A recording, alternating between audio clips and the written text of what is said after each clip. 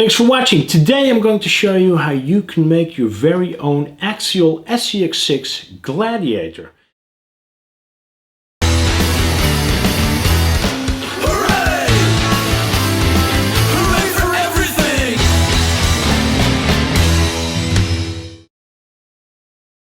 When I got my Axial SCX6, it is standing over there on top of a shelf because this one is a brand new one. I knew one thing, I also want to have an SCX6 Gladiator. This one is already stretched. So in this video I will explain to you how I did that. You really don't need a lot of tools. You also don't need a lot of skills. So you can be like a monkey like myself. And you also don't need a lot of parts to do it. I actually spent 36 bucks in extra parts in order to make this happen. And in this video I'm going to explain you how I did that, because I hope to see a lot more of these out on the trails, just because I think it's fun with a bit of variety. And also this SCX6 frame rail setup really lends itself well to be modified and to be stretched or altered in any type of way. What I did when I saw my SCX6 is I immediately kind of checked how square the bottom of it is. With that I mean how parallel these frame rails are and how easy it is to modify it. I also did that back in the day with my Yeti XL in order to build a Yeti XXL. So instead of a 2-seater, I wanted to have a 4-seater, and I just decided to go ahead and build one by winging it, and the exact same is happening right here. So I'm just winging it, seeing where I will end up. If you are familiar with the SCX10 version 3, there's a Jeep JLU and there's also a Jeep JT, the Jeep JT being the Gladiator, and that one is seriously a lot longer in wheelbase than the Jeep JLU. How they did it with that one is they made all of the links a lot longer, and also the drive shaft in the back is a lot longer than it used to be. With that one as well, the frame rails are slightly longer. Now, since I don't have any of those luxury options over here, I need to work with what I have, but I do want to be really close to the wheelbase of a Gladiator if you were to size this up. Now, what I noticed when I did the math on the SCX10 version 3 Gladiator is that that one is slightly off if you compare it to the full-size Gladiator. So the SCX3 version, from the top of my head, is stretched to, if you would compare it to this size. For this truck, I would need to stretch it 69 millimeters to get to where it would be if it was SCX10 version 3 territory. I hope that makes sense. If I were to stretch this to full-sized proportions, I would need to stretch it 80 millimeters. So there's 69 or there's 80, and I decided to go with 72. A couple of reasons. I want to keep it really drivable. I know that the Gladiator, the SCX10 version 3 Gladiator, is really nice to drive. I don't want to compromise any of that. I also want to make sure that it is easy to build. So in order to do that, 72 millimeters is really where it's at. You need to drill a couple of extra holes in those rear frame rails in order to line them up with the front skid plate. I'll just flip the truck around a bit so you can see what I've done. So what I did is I added another skid plate in the back, and with that I also brought all of those links, so all 4 links in the back. I managed to push those back. If you look at the tape line over here, the tape line kind of illustrates where that joint used to sit. So this section, this is 72 millimeters that I pulled it back. Now when you do that, you also have some of those holes that you originally would have at the center skid plate. They don't line up anymore, so you need to drill some new ones. That's really the most difficult part of this entire build, so that's how easy it is. After that, you also need to make sure that you can line up these 2 skid plates in a way that makes sense. So what I did is I used a regular jigsaw just to hack off a section of these corners, just to be able to marry these in the center in an aesthetically pleasing way. So that was one of the main challenges. Another challenge that you then have once this entire axle is moved back 72 millimeters is you also need to have a drive shaft that is 72 millimeters longer, approximately.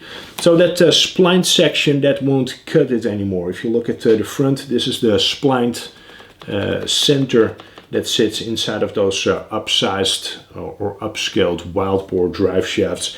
And in the back, of course, you would have kind of like a Bluetooth or a Wi-Fi drive with it not connecting at all.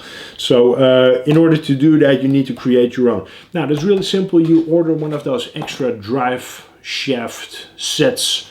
You hack one of them off just a tiny bit, so 1/8 of an inch or like 3 millimeters, and then you connect those two. What I did to lengthen mine up is I used a cut-off nail, so a regular carpentry nail, not like a fingernail, but a regular carpentry nail.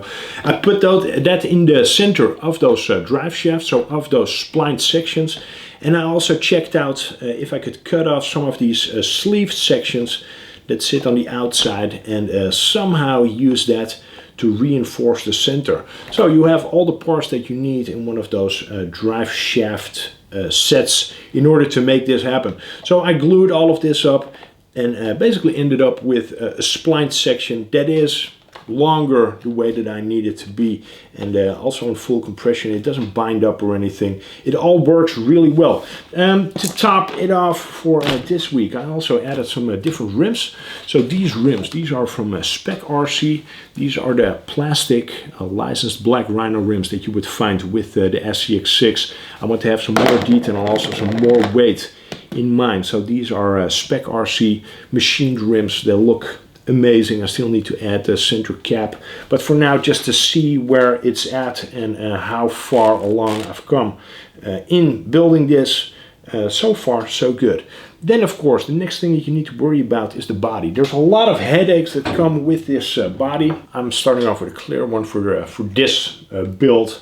I know that the last one I have painted up the RTR body, so an already painted body, modified that with some extra paint. But I also really want to do up a clear body just because it offers so much more possibility. So this clear body, I cut this up where I think it needs to be cut up.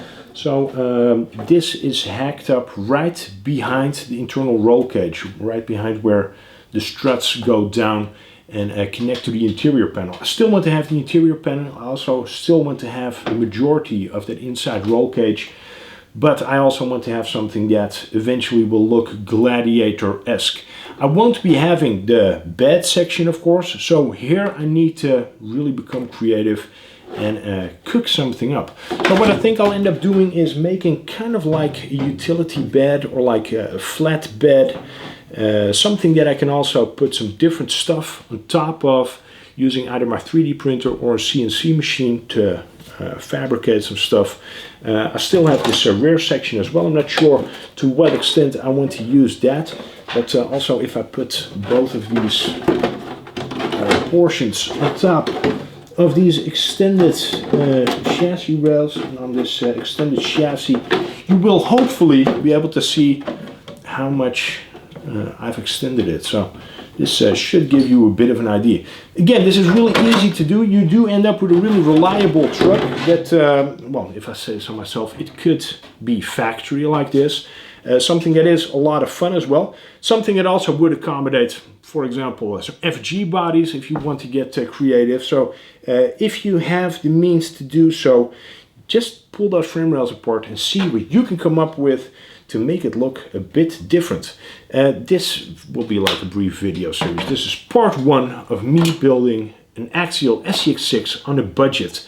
So far the tally is up to $36 in extra parts.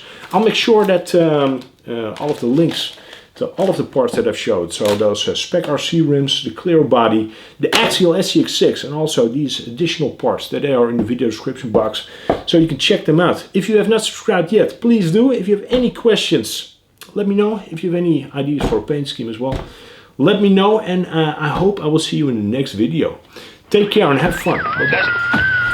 Back on.